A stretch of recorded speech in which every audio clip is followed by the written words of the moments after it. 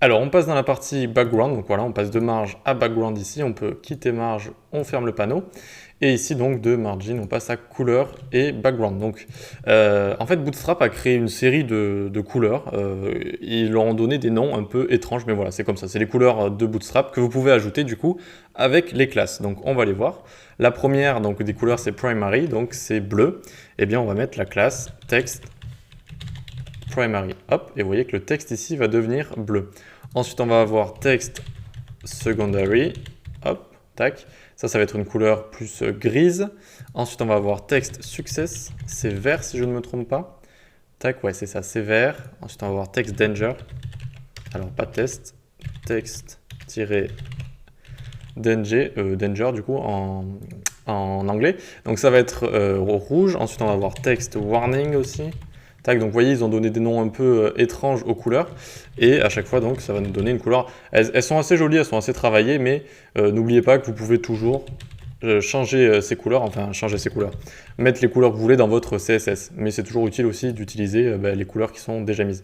Donc c'est pour ça que je voulais tous vous les montrer. Là, donc on a text light, ça va vraiment faire une couleur assez light, donc ça va limite disparaître de la page qui est blanche.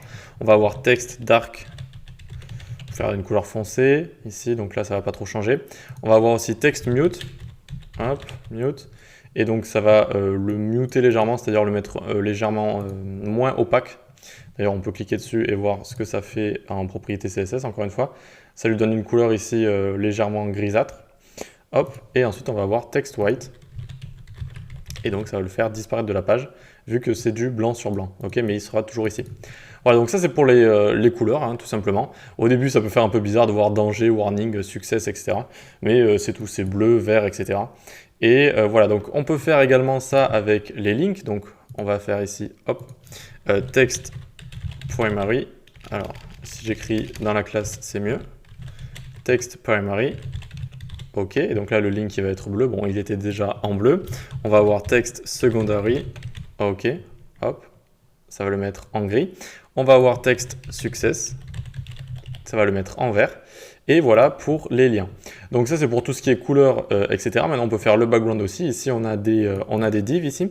On va pouvoir leur changer le background tout simplement. Donc ce qu'on a fait ici, maintenant vous connaissez un petit peu, j'enlève juste voilà, les petits espaces, ça me stresse un peu. Donc ici on a mis un padding, margin bottom, text white, excusez-moi.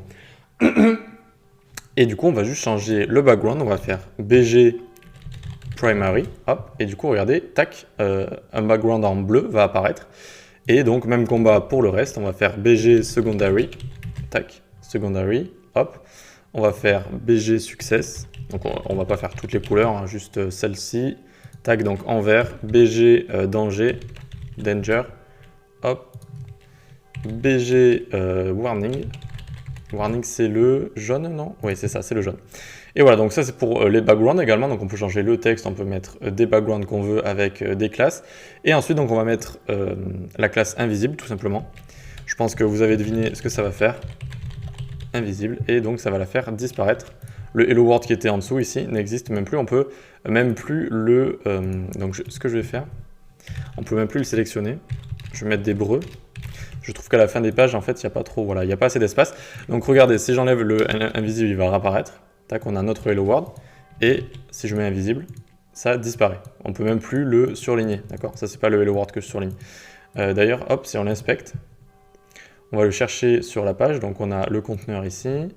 Hop, on va chercher le dernier élément qui est ici, invisible.